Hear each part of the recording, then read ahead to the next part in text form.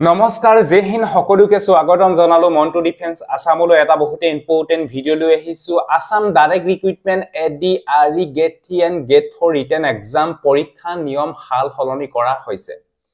Board of Secondary Education Assam ফালৰ পৰা পুনৰ ৰিভাইজ ইনষ্ট্ৰাকচন ফৰ এডিআৰই 2024 ৰ বাবে ইনষ্ট্ৰাকচন জাৰি কৰা হৈছে দুটা মেজৰ চেঞ্জেছ কৰা হৈছে আৰু সেই দুটা আপোনালোকৰ বাবে বহুতে ভাল হ'ব সো ভিডিওটো জৰিতে সকলোবিলাক তথ্য মই আপোনালোকক জনাম কি চেঞ্জেছ কৰা হৈছে আৰু সেই চেঞ্জেছ কিটা আপোনালোকৰ কাৰণে কিমান ইম্পৰ্টেন্ট সো আপোনালোকে ভিডিওটো জৰিতে আপোনালোকে গম পাব সো ভিডিওটো সম্পূৰ্ণৰূপে চাই থাকিব আৰু যদি আপোনালোকে আমাৰ চেনেললৈ প্ৰথমবাৰ কাৰণে আহিছে তেতিয়াহলে চেনেলটো সাবস্ক্ৰাইব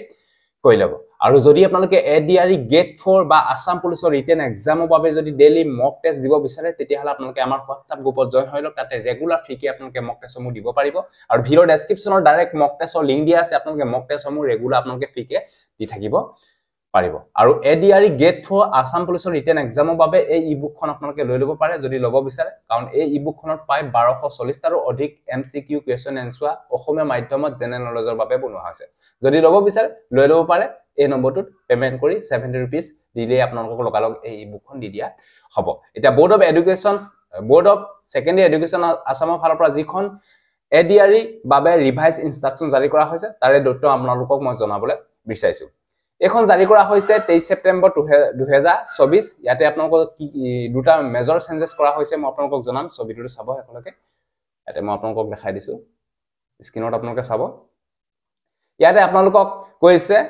যে দুটা মেজৰ চেঞ্জেছ কৰা হৈছে নোট কৰি লিখি দিয়া হৈছে মই স্ক্ৰিনত দেখাই দিছো the candidate will be allowed to carry their question booklet after examination শেষ হোৱাৰ পিছত আপোনালোকৰ যিখন বুকলেট দিয়া হয় হে বুকলেটখন আপোনালোকে ঘৰলৈ লৈ আনিব পাৰিব সো এটা বহুতে ভাল খবৰ candidate will be allowed to carry their question booklet after examination এটো আপোনালোকৰ বাবে বহুতে ভাল খবৰ আপোনালোকৰ এক্সামিনেশন শেষ হোৱাৰ পিছত আপোনালোকৰ নিজৰ যিখন বুকলেট হয় হে বুকলেটখন ঘৰলৈ লৈ আনিব পাৰিব আৰু দুই নম্বৰতে উল্লেখ কৰিছে যে candidate will be allowed to carry transparent water bottle without label into the examination hall and center আপোনালোকে এক্সাম চেণ্টাৰ ভিতৰত আপোনালোকে পানী বটলো নিব পাৰিব কিন্তু তাতে কোনো ধৰণৰ বটলৰ আপোনালোক লেভেল থাকিব না লাগিব আপোনালোকে ৰেড কালাৰ বা ব্লু কালাৰ এনেকুৱা ধৰণৰ আপোনালোকৰ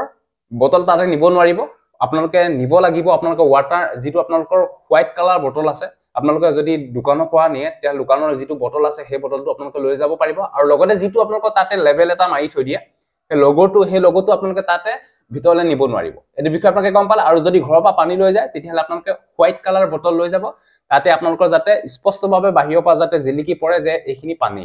আৰু ৰেড কালাৰ বা ব্লু কালাৰ এনেকুৱা ধৰণৰ আপোনালোকে পানী বটল নিনিয়ে এটো আপোনালোকৰ বাবে বহুতে ভাল খবৰ কাৰণ আগৰ যি আপোনালোকৰ এক্সাম হৈছিল 15 ছেপ্টেম্বৰ তাতে হয়তো বহু কেন্ডিডেটৰ হয়তো বহু হাহাস্তি হৈছিল পানীৰ বাবে কাৰণ 3 ঘণ্টা সময় তেওঁলোকে হয়তো এক্সাম হলত বহি থাকোতে হয়তো অলপ পানী প্ৰয়োজন হয় সেইবাবে এইবাৰ আপোনালোকক পানী বটল ভিতৰলৈ ভৰাই দিব নিছে কিন্তু আপোনালোকৰ ইয়াতে লেভেল যিটো আপোনালোকৰ পানী বটলৰ যিটো আপোনালোকৰ লেভেল আছে সেই লেভেলটো আপোনালোকে তাতে নিব নোৱাৰে সো এটো আপোনালোকৰ কাৰণে বহুতে ভাল খবৰ দুটা মেজৰ চেঞ্জেছ কৰা হৈছে কোৱেশ্চন বুকলেটখন আপোনালোকে ঘৰলৈ লৈ আনিব পাৰিব আৰু লগতে আপোনালোকৰ পানী বটলটো ঘৰলৈ পানী বটলও আপোনালোকে এক্সাম হলত আপোনালোকে ভৰাব পাৰিব আৰু লগতে ইয়াতে আপোনালোকক কৈছে যে admit card proof identity proof blue pen বা ব্ল্যাক পেন তাপানেক্স আপোনালোকৰ পানী bottle plastic card debit card বা ক্ৰেডিট কাৰ্ড বা ড্ৰাইভিং লাইসেন্স মিনিমাম কেশ এখিনি আপোনালোকৰ তাৰ ভিতৰত আপোনালোকে এক্সাম হলৰ ভিতৰত আপোনালোকে হুমাব পাৰিব তাৰ বাহিৰে বেলেগ আপোনালোকে একো হুমাব নোৱাৰে সো এটো আছিল যদি ভিডিওটো ভাল পালে সকলো ক্যান্ডিডেটকে যাতে ভিডিওটো শেয়াৰ কৰি যাতে সকলোৱে গম পাওক যোন সকল ক্যান্ডিডেটে এডিআৰই ৰিটেন এক্সাম 29 ছেপ্টেম্বৰ তাৰিখে দিব তেওঁলোকৰ কাৰণে এই ভিডিওটো বহুত ইম্পৰ্টেন্ট সো এটো আছিল সো আজিলে বাই জয় হিন্দ বন্দে মাতৰম জয় এখন ধন্যবাদ